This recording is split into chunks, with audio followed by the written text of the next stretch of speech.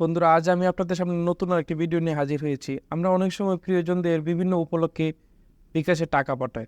সেই সাথে আমরা চাইলে তাদেরকে একটা শুভেচ্ছা কার্ডও পাঠাতে পারি। এই ভিডিওর মাধ্যমে আজকে আমি আপনাদের এটাই দেখাবো যে কিভাবে টাকা পাঠানোর সাথে তাদের শুভেচ্ছা কার্ড পাঠাতে পারি।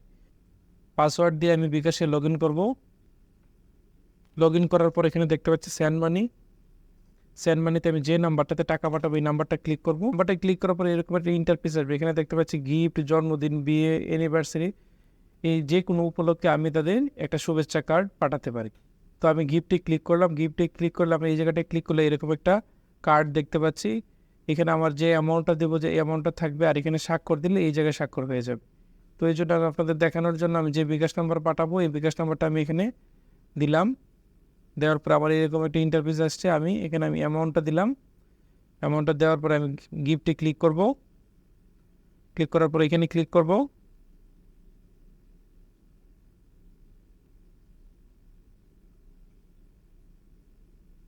এখানে ক্লিক করার পরে আমাদের এই শুভেচ্ছা কার্ডটা চলে আসছে। এখানে আমি আমার স্বাক্ষর দেবো, যে এখানেও আমি যে স্বাক্ষর দেবো এই অনুযায়ী তারা একটা ডিজাইন করে এখানে একটা স্বাক্ষর বসিয়ে দেবে। এখন আমি এগিয়ে জানে ক্লিক করব। এখন আমি আমার পিন দেব, বিকাশ পিন নাম্বারটা দেবো, এখানে কনফার্ম করব। এখানে ট্যাপ করে ধরে রাখবো। এই যে আমার সেন্ড মানি সফল হয়েছে, অর্থাৎ তার কাছে টাকা চলে গেছে। সেন্ড মানি হওয়ার পরে তার কাছে যে শুভেচ্ছা কার্ডটি যাবে, শুভেচ্ছা কার্ডটি হচ্ছে এরকম।